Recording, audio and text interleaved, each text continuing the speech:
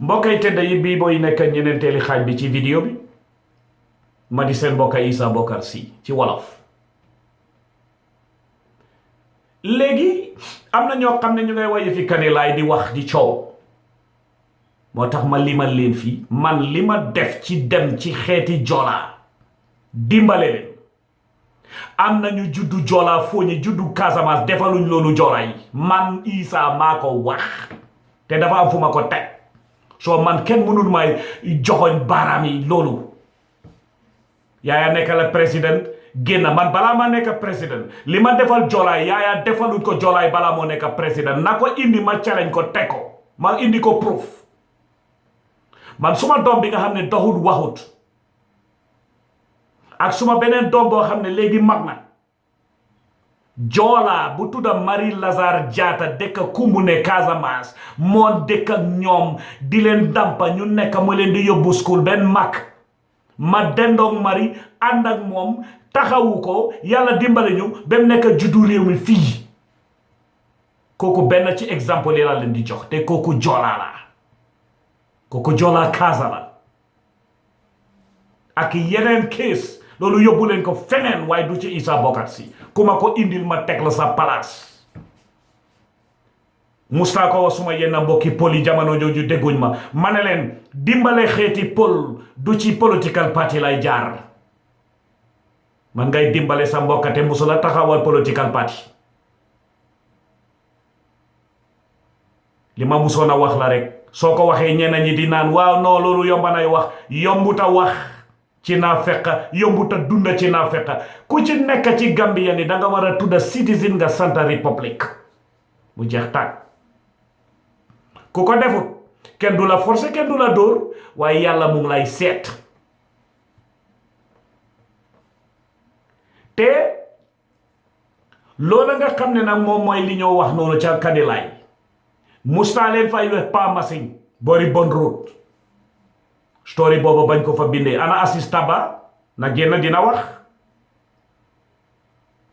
xanaa ñu waxi leen sànni leen de waaye ñiy wax ñiy joxe intel bi man nekkuma Gambia de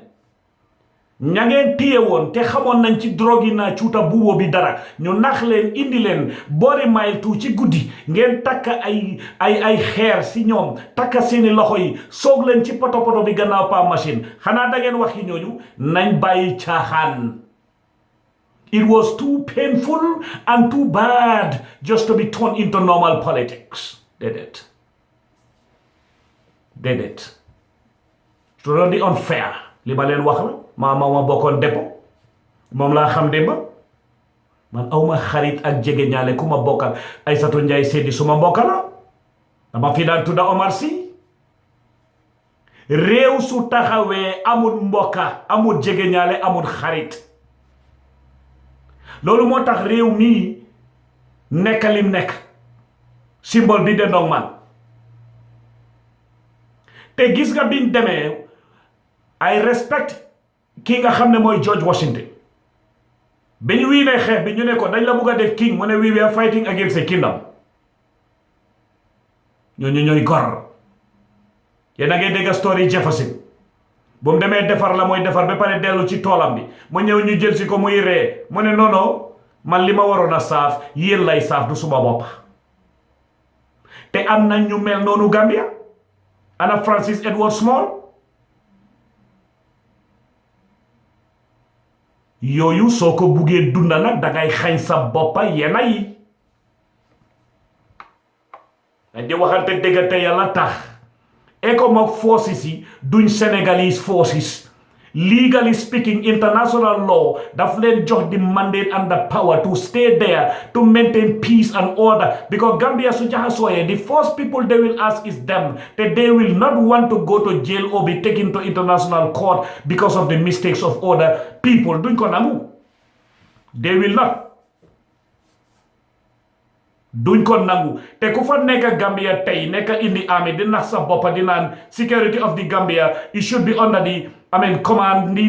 under the Gambian soldier. That is a fact. But is it feasible? It is doable. It is realistic. It is not. It is not right now. Tey xam ngeen loolu mooy dëgg Kanilai ci boppam ba ñuy wax xanaa da ngeen fàtte bañ leen fi musa na wax ne sàmmkat bi santa ba demoon ci àll ba fekkee laxu gis fu ñooy reyee nit rendi ko te ki ma wax story boobu noonu mus naa nekk senior ranka ci office Yaya Jammeh te Jola la information bi ma am Kanilai is from Kanilai people verified and authenticated man duma caaxaane loolu te loolu noonu jamono Yaya Jammeh koo ci wax ci ñoom ñu naan la in Allah te loolu maa ngi gis précipitation yooyu noonu sax indi present système tam gis nga yàlla kenn du ko kóot ci caaxaan alxuraan kenn du ko kóot ci caaxaan ñun bàkku wuñ waaye ñun luñ doon xale xam nañ alxuraan bi am na luñ ci xam loolu ñu bari ñu ko doon def foofu tay mi Yaya Jammeh tey anañu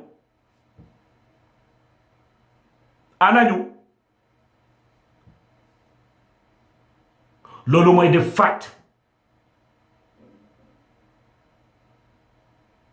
gis nga nit ki su fekkee ne yaa ngi li ma daan wax la gis nga gom yàlla déggal ko daf dee neex si làmmiñi naa fekk waaye dafay wexat ci xolam te keesi Kanilai bii nii ñu bari ñu ngay topp di dal di wax du Kanilai village bi yépp moo ànd ak Yaya Jammeh déedéet li ma leen di wax I know it I've lived through it and I investigated and got the facts over the years and many people were clapping for those facts and they knew they were facts department head ci fa nekkoon yenn nit ñu nga xam ne senior rankas lañ doon yónni ay email di wax ak man over the years di reveal figures and facts they are still there suñ gisoon ci man caaxaan wala di cook up stories duñ ma ko yónnee te man li ma leen wax duma journalist man dama jóg taxaw mu def ma concern suma réew dafa jaxasoo nekk ci ron nit koo xam ne mu ngay rey di xaañ te mu nekk xariti démba ma war koy wax dëgga soo waxul sa xarit dëgga waxul la sa doomi ndey dëgga keneen koy wax dëgga ku la koy jëlal kenn du la ko jëlal kon loolu moo ma indi woon ci keesi Kanilai bi tey ECOMOG forces is a UN resolution Security Council moo leen mandate is an international law ñooñu nekkuñ Senegalese ñu ñëw rek dugga si Gambia dañ ko bugg a def si boppi nit ñi it's not true they know why they are there xam nañ ko te ñooñu noonu ñu nga foofa te di same peacekeeping bi ngeen di jéem a ñeneen ñi si ñoom di def defi naa fexa ñu ngee dem Sudan ñu faa jëlee ay thousands of dollars those people ñu ngi indi army tey some of them dinaa ni yee Senegalese yi then don't go to Sudan don't go to Liberia don't go to East Timor then jël leen xaalis bi ngeen delloo ko don't lobby at the Department of Peacekeeping Operation in the United Nations don't do that ngeen nekk those salted hypocrites nekk foofu noonu di géttan ni neewa boobal man li ma daan wax la nag awma political party awma benn nit bu may jiyee di la teg ci palaas yi ku màgga ku nganna déedéet man Gambia laa gis moo tax ma indi leen lii tey ña foogoon ne jamono jooja bi fa Yaya nekkee du ma doon wane lii dama doon xaar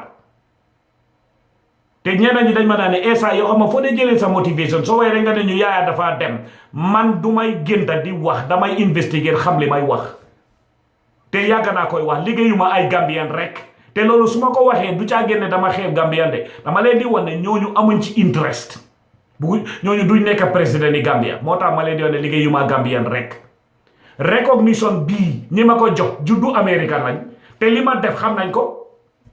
soo ñi foogoon ne ñun démba dañ doon def pour recognition wala pour place ma tontu leen tey nag tey la tontu bi jot jërë ngeen jëf yàlla defal jàmm